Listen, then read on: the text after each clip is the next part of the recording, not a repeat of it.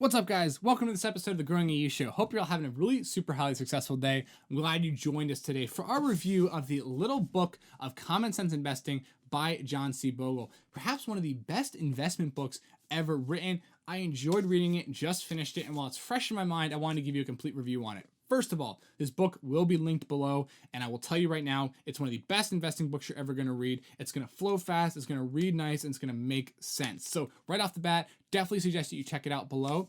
We're going to be going over some of the main key points today, but there's still a whole bunch of awesome stuff that you can get by reading that book. So linked below if you're interested. With that being said, let's roll the intro and jump on into this episode.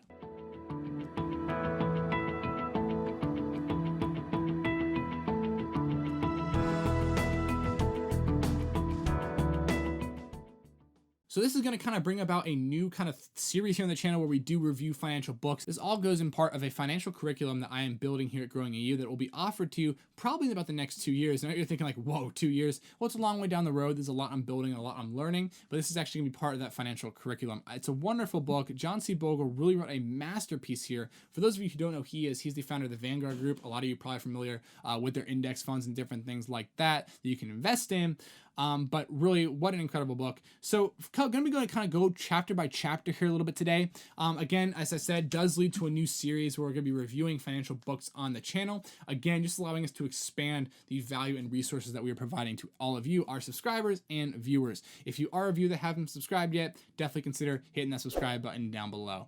All right, let's jump into it here. So the first thing we're going to be talking about is the intro. And I think something from the intro that really stood out to me was a quote by Warren Buffett that it's simple but not easy. What a great way to wrap up investing. It's a simple process. What works, works, and what doesn't work, doesn't work. But that doesn't mean that it's necessarily an easy process. There's a lot of nuance to it, a lot of different people giving a lot of different pieces of advice, and it can get really hard sometimes.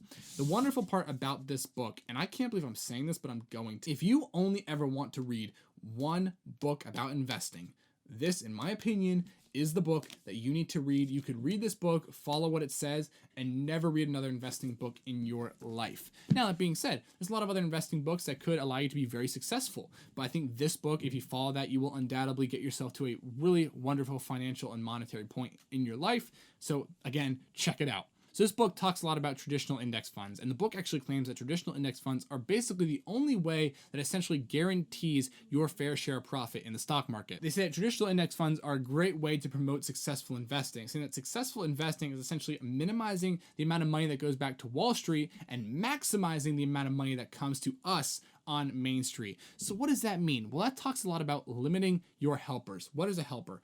Part of you, maybe a lot of you, have heard of a term called mutual funds, which are essentially a lot like index funds or ETFs, but they're managed by a fund manager.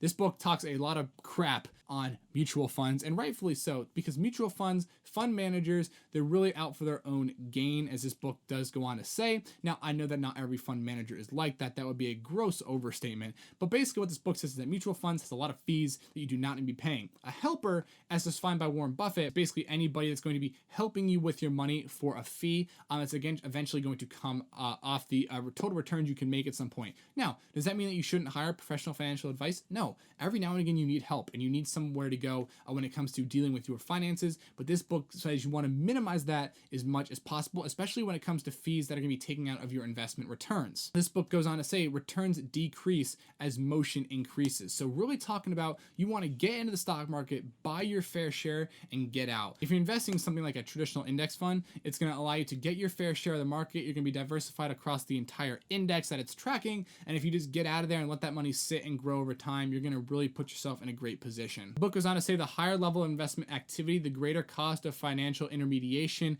and taxes. This kind of coming down to if you do a lot of trading, you're going to be taxed as income compared to long-term capital gains tax, which is going to be less.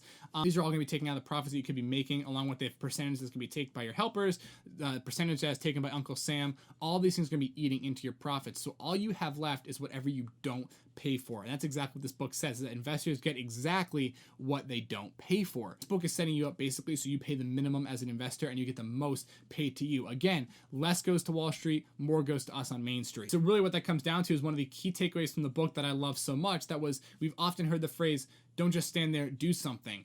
This book says, just stand there and don't do anything. Get this book saying and promoting the fact that if you get into the market, you purchase a diversified portfolio with a number of asset classes and simply get out of the market and let that money sit there and forget about it, it's going to grow exponentially over time, as we've seen by this historical graph here. If you bought a stock that tracked the S&P 500, that's the growth you would have seen. And yes, we can see that the S&P 500 does drop at certain points. The Great Depression, 2008, 2009 financial crisis, the dot-com crash, all of these things have happened, but we've seen that they continue to grow to higher levels since those points. Now you might be wondering, well, there's, maybe you found a mutual fund that's doing far better than the market, it's beating the market. Well, this book talks about reversion to the mean and how it affects everything. Also talking about how arithmetic is the first science and the mother of safety. And if you focus on the numbers, focus on the math, you're going to be saved in the long run. So talking about numbers, let's look at the law of large numbers, reversion to the mean. Everything reverts back to that equilibrium point at some point. So a mutual fund that does really, really well is eventually going to be doing far worse.